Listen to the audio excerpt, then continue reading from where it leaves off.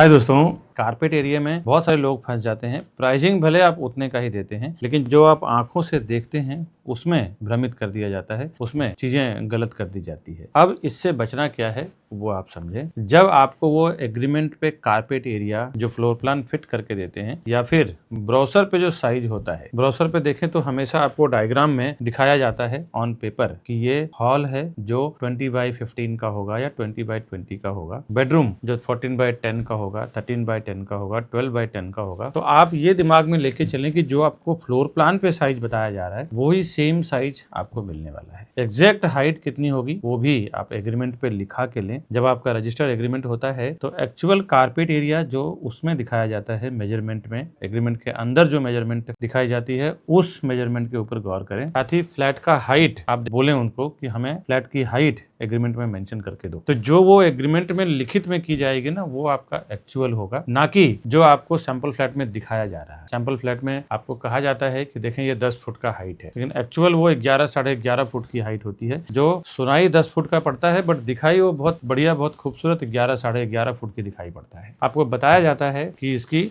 20 foot की length है, 15 foot की इसकी विड्थ है, बट वो एक्चुअल 22-23 फुट की, 25 फुट की लेंथ होती है और 17-18 फुट की विड्थ होती है। तो आपको लगता है कि ये इतना लंबा चौड़ा मुझे हॉल मिलने वाला है। बताया जाता है कि आपको 12x10 का बेडरूम मिलेगा, लेकिन वहां पर जो एक्चुअल 14x12 का बेडरूम बना हुआ रहता है। तो सिर्फ क्या होता है कि ये बोलने का और देखने का धोखा हो जाता है, नजर का और मुंह से बोलने का। इसमें थोड़ा आप अवेयर रहें, आपको पता रहेगा कि मुझे क्या किस टाइप का घर मिलने वाला है। या फिर आप जो एक्चुअल फ्लैट डेवलपर आपको एक्चुअल फ्लोर पे जो ले जाके दिखाते हैं, जब बिल्डिंग रेडी हो जाती है और जो एक्चुअल फ्लैट दिखाते हैं वो तो फिर प्योर है, उसमें कोई डाउट नहीं है। हाइट भी सेम मिलेगा, साइज भी सेम मिलेगा, क्योंकि स्टार्ट टू एंड का स्ट्रक्चर वही रहता है। ये घटना एक बायर के साथ हो चुका है, इसलिए मैं आपसे एक्सप्लेन कर रहा हूँ। सैंपल फ्लैट दिखाया गया था कुछ और, बट जब 4 साल के बाद उनको जब घर मिला तो वो कुछ और था। प्रॉपर्टी रिलेटेड प्रैक्टिकल नॉलेज जो डेली हमारे लाइफ में होता है, हम डेली लोगों से मिलते हैं, तो वहाँ से जो सीखने को मिलता है हम आपसे शेयर कर रहे हैं। तो आप हमारे ऐसे नए नए नॉलेज को जानने के लिए हमारे चैनल को सब्सक्राइब कर लें,